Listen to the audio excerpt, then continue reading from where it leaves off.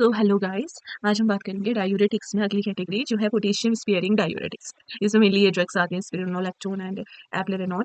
अब हम बात करते हैं जैसे कि हमने पहले डिस्कस किया था नेफ्रॉन के स्ट्रक्चर के बारे में। उसमें डिफरेंट डिफरेंट जो साइट्स थी उसके बारे में हमने डिस्कस किया था, किस तरीके से यूरिन फॉर्म होती है, ये सब हमने डिस्कस किया हुआ था।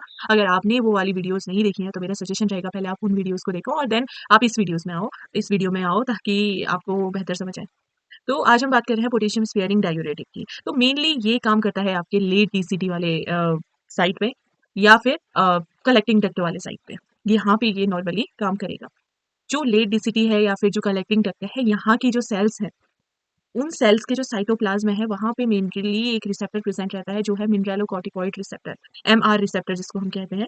ये प्रेजेंट रहता है लेट डीसीटी और कलेक्टिंग डक्ट की सेल्स के साइटोप्लाज्म। तो अब हमारा एल्डोस्टेरॉन आएगा और ये जब रिलीज होता है तो ये एक्ट करेगा इस मिनरलोकॉर्टिकॉइड रिसेप्टर पे। ये एल्डोस्टेरॉन इसके साथ बाइंड करेगा और ये एक कॉम्प्लेक्स बनेगा, मिनरलोकॉर्टिकॉइड एल्डोस्टेरॉन का एक कॉम्प्लेक्स बनेगा। जैसे ही ये कॉम्प्लेक्स बनेगा ये मूव करेगा टुवर्ड्स न्यूक्लियस। ये न्यूक्लियस के अंदर जाएगा ये कॉम्प्लेक्स और वहां पे बनाएगा AIP. AIP is aldosterone induced protein. इस एल्डोस्टेरॉन इंड्यूस्ड प्रोटीन का मेन वर्क होता है ये जो भी यहाँ पर को फिल्ट्रेट है उससे उसमें जो भी सोडियम है ये उसको रीएब्जॉर्ब करेगा और उसके बदले पोटेशियम को उस फिल्ट्रेट में एक्सक्रीट करेगा या फिर सिक्रीट करेगा।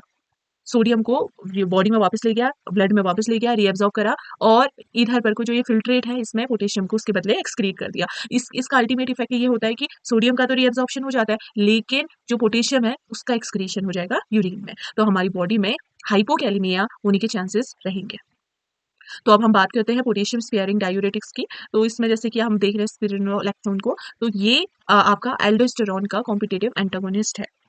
मतलब कि इसका जो स्ट्रक्चर है वो एल्डोस्टेरॉन की ही तरह रहेगा और ये जिस साइट पे एल्डोस्टेरॉन बाइंड करता है ये भी उसी साइट पे बाइंड करेगा और ये बनाएगा आपका मिनरलोकॉर्टिकॉइड के साथ या मिनरलोकॉर्टिकॉइड रिसेप्टर के साथ एक कॉम्प्लेक्स। ये जो कॉम्प्लेक्स है इन दोनों का ये देन न्यूक्लियस के अंदर जाएगा और वहां पे एआईपी नहीं बनेगा। ओके। तो एआईपी नहीं बनेगा तो उससे अल्टीमेटली क्या हो जाएगा कि सोडियम का जो रीएब्जॉर्प्शन हो रहा था वो नहीं हो पाएगा, सोडियम एक्सक्रीट हो जाएगा यूरिन में। और दूसरा कि उसके बदले जो पोटेशियम एक्सक्रीट हो रहा था वो कम हो जाएगा, पोटेशियम बॉडी में रिटेंट हो जाएगा, रुक जाएगा। तो ये इसका अल्टीमेट इफेक्ट है।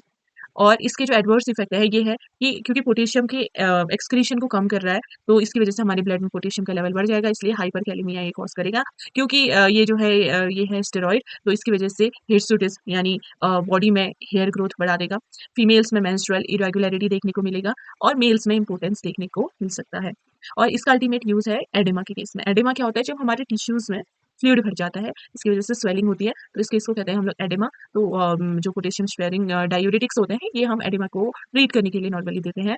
और दूसरा ये हाइपरटेंशन के केस पे यूज होता है। हाइपरटेंशन मतलब बीपी नॉर्मल से ज़्यादा बढ़ जाना, तो जो पोटेशियम स्पेयरिंग डायूरेटिक होंगे ये बीपी बढ़े हुए बीपी को नॉर्मल करेंगे। तो ये है all about potassium sparing diuretic.